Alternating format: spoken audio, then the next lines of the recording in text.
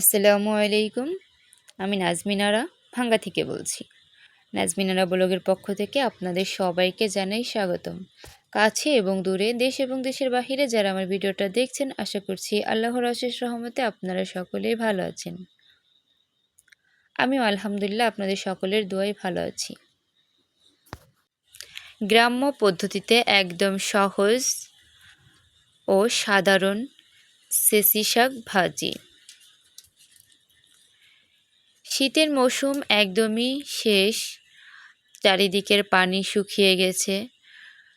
যে জায়গাগুলোতে পানি শুকিয়ে গেছে, ছেচিতে একটু ভিজা ছিল, ওইখান থেকে কিন্তু এই সেঞ্চি শাকের জন্ম হয়। পানি শুকিয়ে গেছে, বসে থাকা যায় এরকম জায়গায় একদম কচি তরতাজা টাটকা সেঞ্চি শাক ছিঁড়ে খাওয়ার মজাই আলাদা। এখন যেহেতু শাকগুলো একদমই কচি, তাই অনেক শাক কড়াইতে দিলেও একদম একটু ফোটা হয়ে যাবে চুপসে।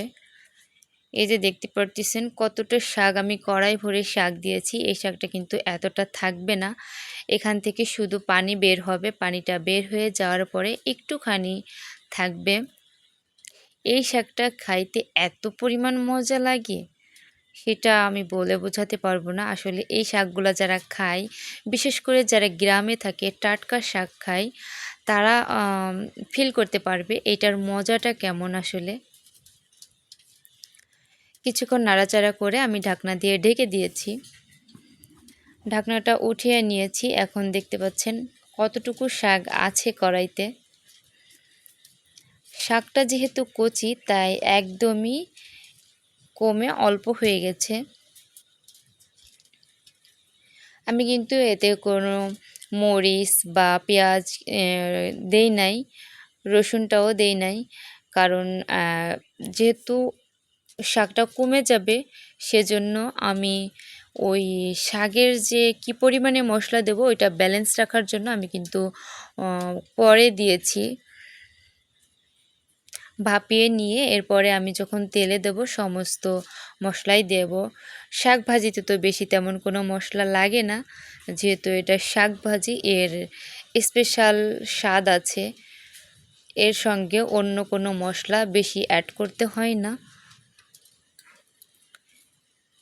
যেহেতু শাক ভাজি, তাই একটু বেশি করে মরিচ, পেঁয়াজ আর তেল দিয়ে নিয়েছি, রসুন।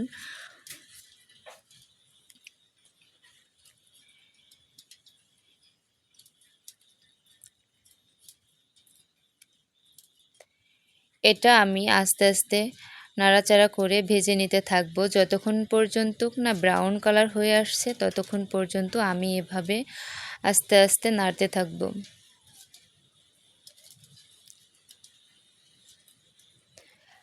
একটি কথা বলি, আমি যেহেতু মাটির চুলায় রান্না করতেছি, তা আমি কিন্তু এখানে চুলার জালের যে ব্যালেন্সটা, এটা কিন্তু এখনও ঠিক রাখতে পারবো না। দেখতে পারতেছেন কিভাবে জাল জ্বলতিছে। আমার হাতে যেহেতু কোনো ইয়া নাই, এখান থেকে আমার কাঠ উঠায় রাখা ছাড়া কোনো উপায় নাই। এ পর্যায়ে এসে আমার চুলা থেকে কাঠটা উঠাই রাখতে হয়েছে, না হলে শাকটাও পুড়ে যাবে আর মশলাটা বেশি ব্রাউন কালার হয়ে যাবে।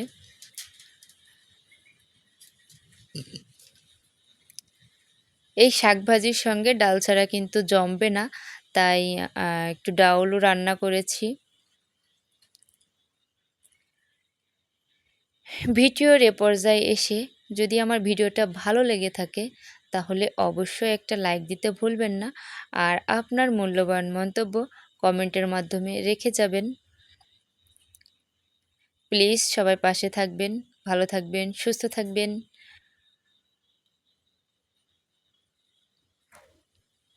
ভালো লাগলে চ্যানেলটা সাবস্ক্রাইব করবেন। আল্লাহ হাফেজ।